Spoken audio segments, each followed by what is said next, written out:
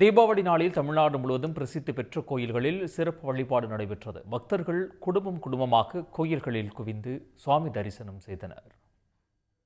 திருச்செந்தூர் சுப்பிரமணிய சுவாமி கோயிலில் அதிகாலை முதலே நீண்ட வரிசையில் காத்திருந்து பக்தர்கள் முருகரை தரிசித்தனர். பின்னர் கோவில் வளாகத்தில் தெய்வானை யானையிடம் பக்தர்கள் ஆசி பெற்றனர்.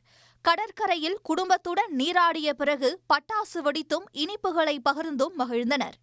இந்த வருஷம் ரொம்ப சந்தோஷமா இருந்துச்சு. தங்கத்தேரெல்லாம் இழுத்தோம். ரொம்ப குடும்பத்தோட வந்திருக்கிறோம். ரொம்ப சந்தோஷமா இருந்துச்சு. எல்லாரும் நல்லா ஹாப்பி தீபாவளி, நல்லா பட்டாசு வெடிங்க. நாங்கள் தீபாவளி முருகரோடு சேர்ந்து கொண்டாட வந்திருக்கிறோம். நாங்கள் நேர்த்தி கடன் வச்சுருந்தோம். அதை இன்னைக்கு எங்களோட நட்சத்திரம் இன்னைக்கு வந்ததுனால நாங்கள் குடும்பத்தோடு சிங்கப்பூர்லேருந்து முருகருக்கு நாங்கள் வேண்டுதலை செலுத்த வேல் கொண்டு வந்திருக்கோம். இன்னைக்கு நாங்கள் முருகரோட சேர்ந்து தீபாவளி கொண்டாட போகிறோம். ஹாப்பி தீபாவளி எல்லாருக்கும். திருவண்ணாமலையில் அண்ணாமலையார் மற்றும் உண்ணாமலை அம்மனை ஆயிரக்கணக்கான பக்தர்கள் திரண்டு வழிபட்டனர். சிவாச்சாரியார்களின் வேத மந்திரங்கள் முழங்க சிறப்பு அபிஷேகம் மற்றும் தீபாராதனையும் நடைபெற்றது.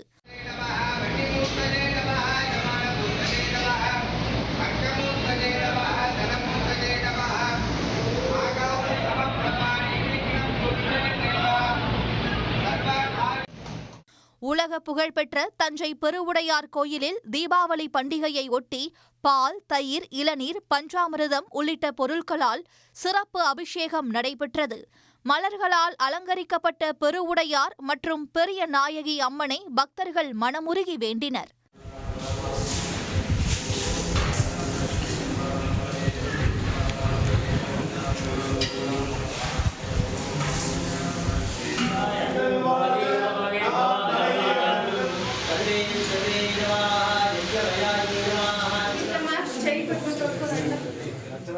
மயிலாடுதுறை மாயூரநாதர் கோயில் சிறப்பு ஆராதனை மற்றும் அபிஷேகத்தை காண அதிகாலை முதலே பக்தர்கள் குவிந்தனர்.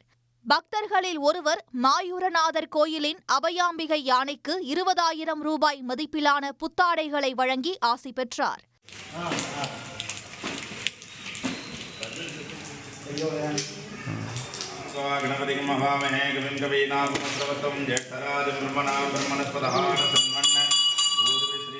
இவ்வாறு அனைத்து மாவட்டங்களில் உள்ள கோயில்களிலும் தீபாவளி பண்டிகையை ஒட்டி வாழ்வில் வளம் பெருக வேண்டும் என பொதுமக்கள் குடும்பத்துடன் வழிபட்டனர். உடனுக்குடன் செய்திகளை தெரிந்து கொள்ள சன் நியூஸ் பெல் ஐகானை கிளிக் பண்ணுங்க.